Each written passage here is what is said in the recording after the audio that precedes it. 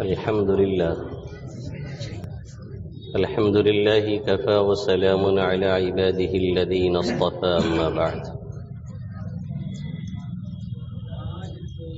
فقد قال الله تبارك وتعالى في القرآن المجيد والفرقان الحميد أعوذ بالله من الشيطان الرجيم بسم الله الرحمن الرحيم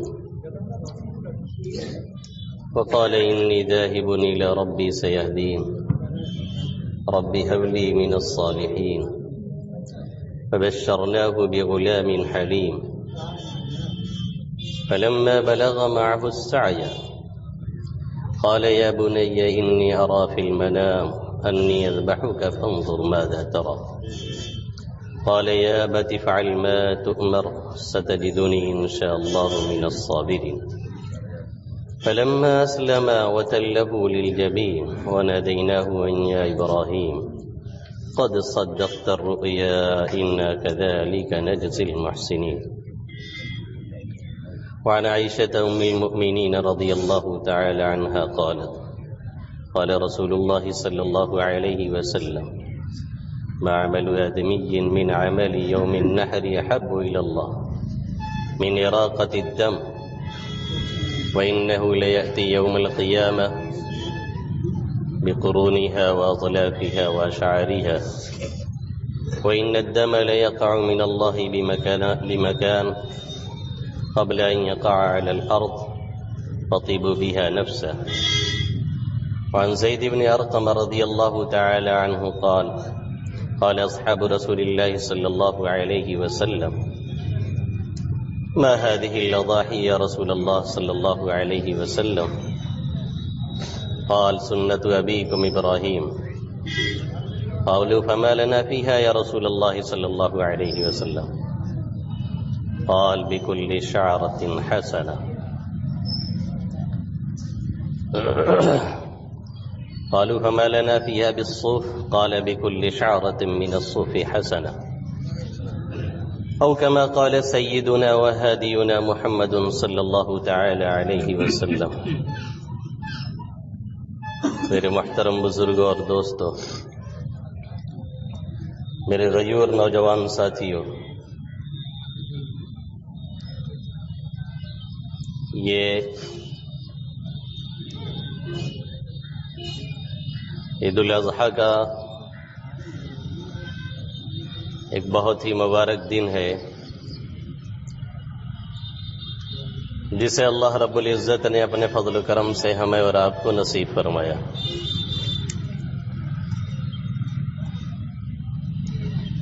اس دن کے اندر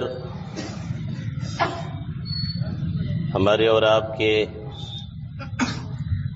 خوشی منانے کا طریقہ بھی اللہ اور اس کے حبیب صلی اللہ علیہ وسلم نے متعین فرما دیا، اور جب شریعت کی ان حدود کے اندر رہ کر کے کوئی کام کیا جاتا ہے تبھی صحیح معنوں میں اس کے فوائد، اس کے ثمرات اور اس کی برکات اور اس سے حاصل ہونے والی سرور و مستی انسان کو مکمل طور سے ملتی۔ اور اگر جو حد بندیاں اللہ رب العزت نے کی ہیں اسے توڑ دیا جاتا ہے تو پھر ظاہر میں آدمی کتنے ہی مسکرا رہا ہو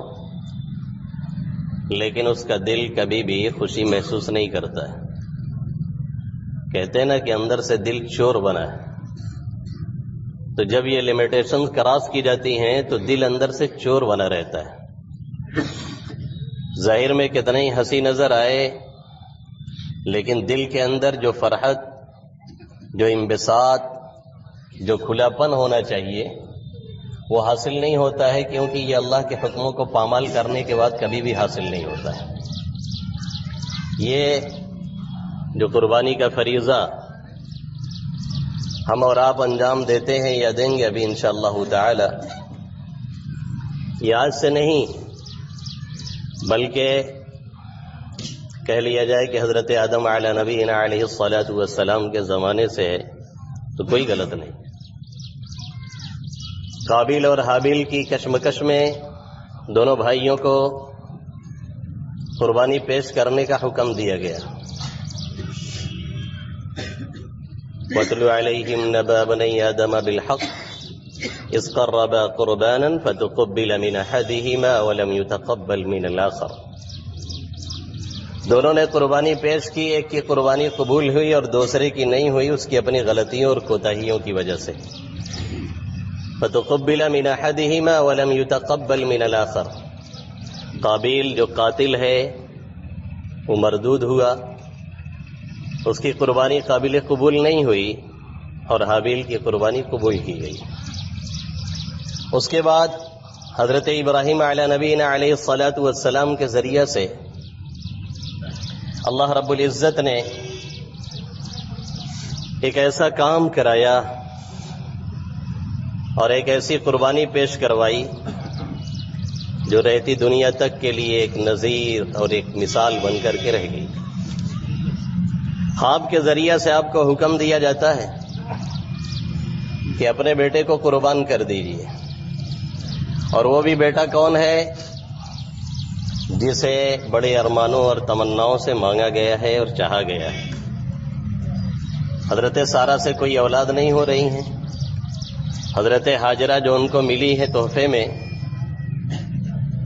مصر کے بادشاہ کی بیٹی، انہیں وہ حضرت ابراہیم کو دیتی اور دعا وہ فرماتے ہیں اللہ کوئی اولاد نصیب فرمائے، اور جو اولاد ہو جاتی ہے تو ایک اولاد بڑی چاہتوں اور ارمانوں کے ساتھ ملتی ہے، جسے خود وہ فرماتے ہیں الحمدللہ الذی وہب لی علی الکبر اسماعیل و اسحاق ان ربی لسمیع الدعاء۔ تمام تعریفیں اس اللہ کے لیے ہیں جس نے بڑھاپے میں اسماعیل اور اسحاق کو عطا فرمایا ہے۔ آپ کی عمر 100 سے آگے بڑھ رہی ہے، اہلیہ کی عمر 100 کے قریب پہنچ رہی ہے، ایسے میں آپ اولاد کی تمنا کر رہے ہیں اور مل بھی جا رہی ہے، اور ملنے کے بعد یہ حکم نہیں مل رہا ہے۔ کب یہ حکم مل رہا ہے؟ فَلَمَّا بَلَغَ مَعَهُ السَّعْيَ قَالَ يَا بُنَيَّ إِنِّي أَرَى فِي الْمَنَامِ أَنِّي أَذْبَحُكَ فَانظُرْ مَاذَا تَرَى۔ جب آپ کے ساتھ وہ چلنے پھرنے کے لائق ہو جاتے ہیں، 13 سال کی عمر ہے یا 15 سال کی عمر ہے، اس کے آس پاس ہے، بلفظ دیگر یہ کہیے کہ جب سہارا بننے کے لائق ہو گئے، جب کام آنے کے لائق ہو گئے، جب اس قابل ہو گئے کہ ان سے کچھ کام لیا جا سکے، اب وہ قوت بازو بن سکتے ہیں، اب وہ کچھ کام آ سکتے ہیں، اور اب وہ کچھ کام دے سکتے ہیں، تب حکم دیا جا رہا ہے، اور وہ بھی کیسے؟ خواب کے ذریعے سے خواب دکھایا جا رہا ہے۔ براہ راست آپ کو حکم نہیں دیا جا رہا ہے کہ یہ کر ڈالیے، آپ خواب دیکھ رہے ہیں اور متواتر 3 روز دیکھ رہے ہیں، اور انبیاء کرام کا خواب بھی وہی ہوتا ہے۔ ہم اور آپ ہوتے، ہمارے جیسا کوئی ہوتا تو تعویل کا دروازہ بہت وسیع تھا، ہم سوچ لیتے خواب ہے، خواب اس طرح سے آیا کرتا ہے، ہم سوچ لیتے اللہ نے براہ راست حکم نہیں دیا ہے، اس طرح کی کوئی مسئلہ نہیں ہے، یوں ہی یہ خواب دیکھ لیا گیا ہے، خواب تو لوگ دیکھتے رہتے ہیں، کون سی بڑی بات ہے۔ لیکن حضرت ابراہیم علیہ نبینا علیہ الصلاۃ والسلام نے اس میں کوئی تعویل نہیں کی، بلکہ جو خواب کے ذریعہ سے آپ کو دکھایا گیا ہے وہ آپ کرنے کے لیے فوراً آمادہ ہو جاتے ہیں،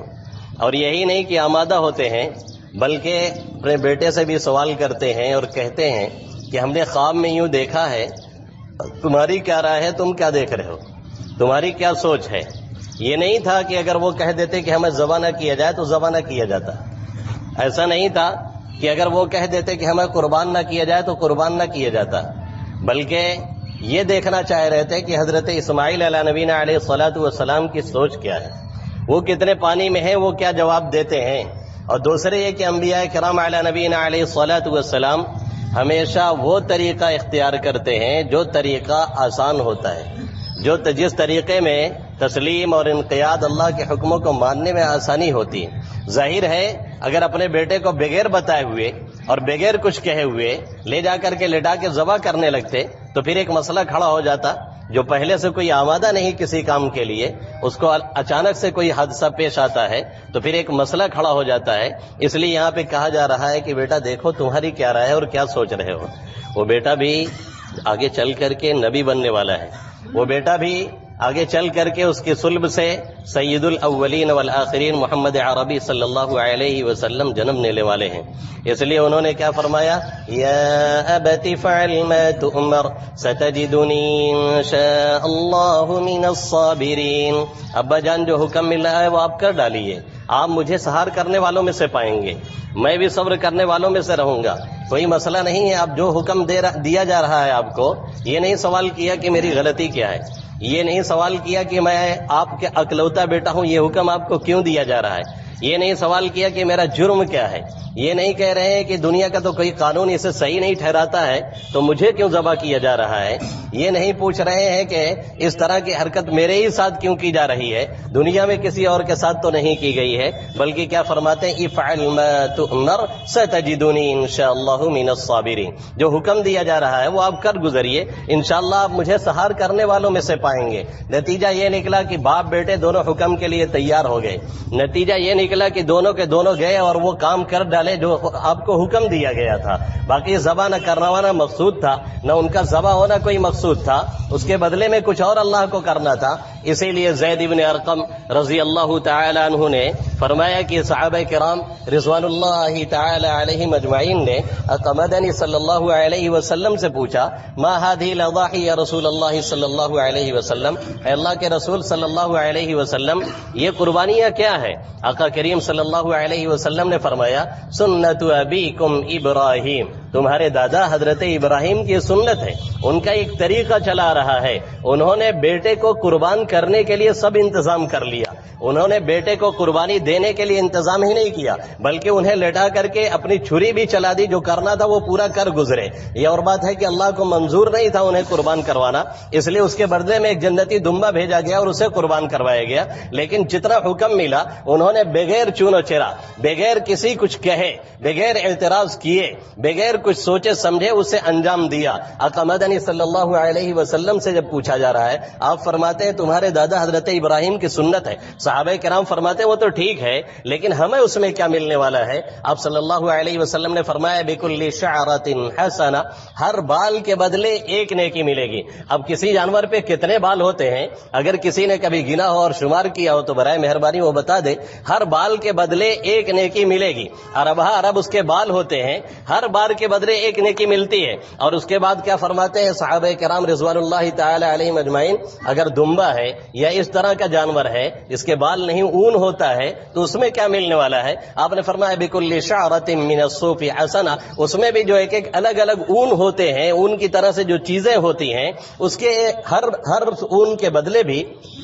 ایک ایک نیکی انسان کو ملتی ہے. لیکن مشکل یہ ہے کہ ہم اور آپ جب یہ قربانی کا موقع آتا ہے تو بہانے تلاش کرتے ہیں، جب یہ موقع آتا ہے تو طرح طرح کے اعتراض کرتے ہیں، جب یہ موقع آتا ہے تو لوگ کہتے ہیں کہ اگر قربانی نہ کر کے ہم صدقہ کر دیں تو پھر کیا یہ ٹھیک نہیں ہے؟ کسی غریب کی مدد ہو جائے گی، کسی غریب کی امداد ہو جائے گی. ان کو یہ سمجھنا چاہیے کہ قربانی کی روح ہے، قربانی کا جو فلسفہ ہے اور قربانی کی جو پوری لاجک ہے وہ اپنے اس عمل کے ذریعے سے یا اس بات کے ذریعے سے اسے پوری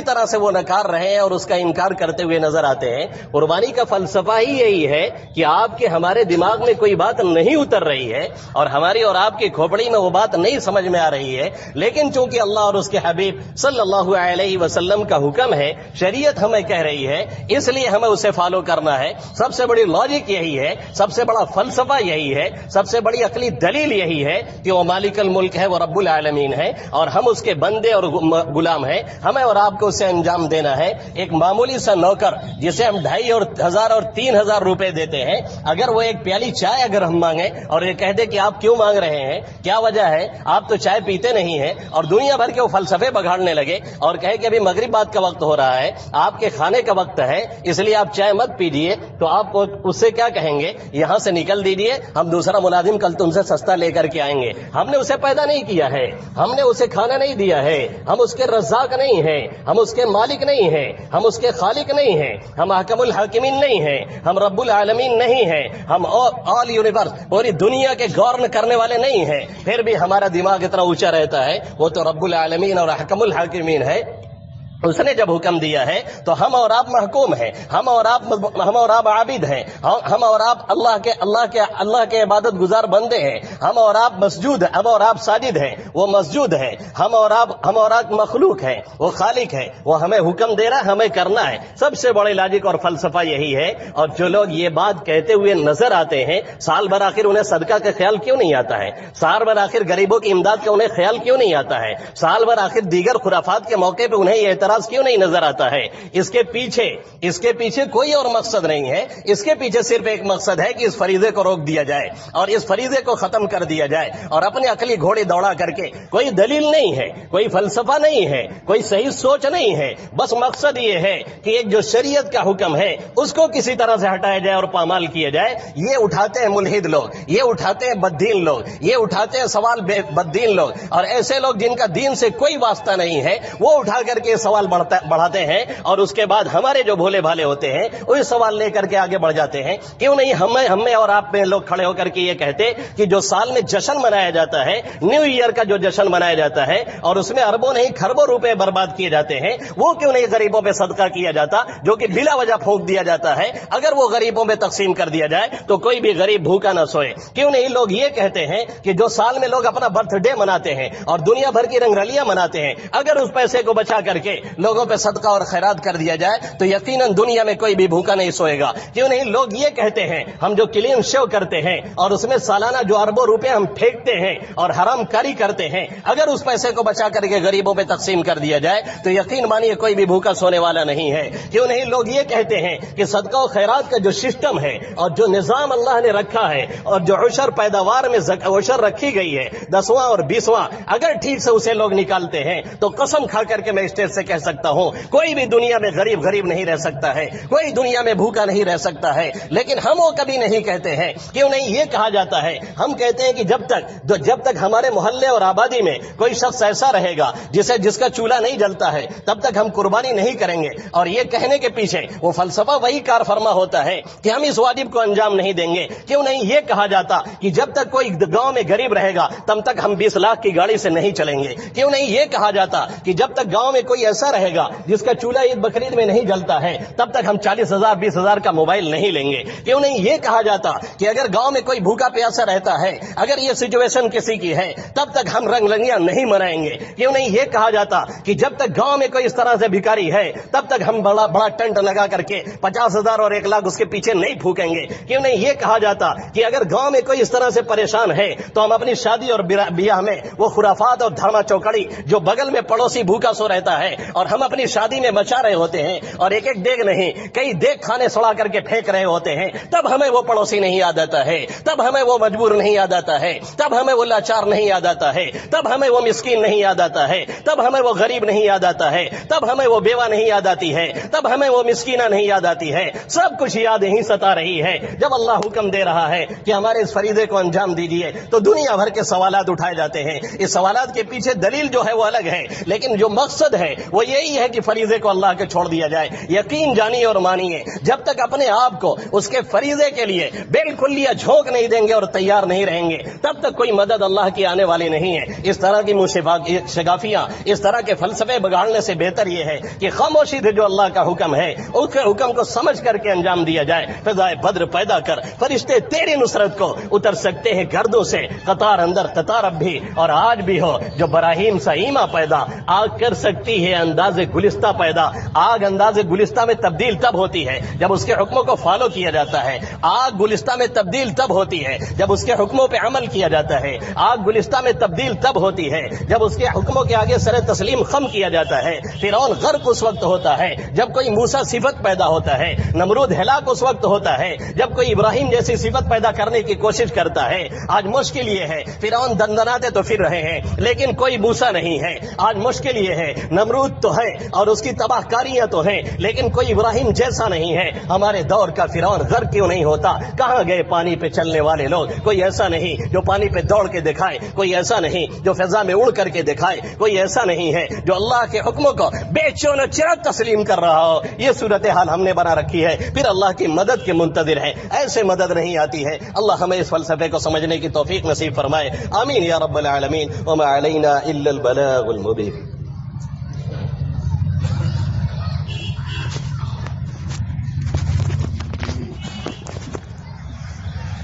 دیکھ کھڑے ہو جائیے، کھڑے ہو جائیے۔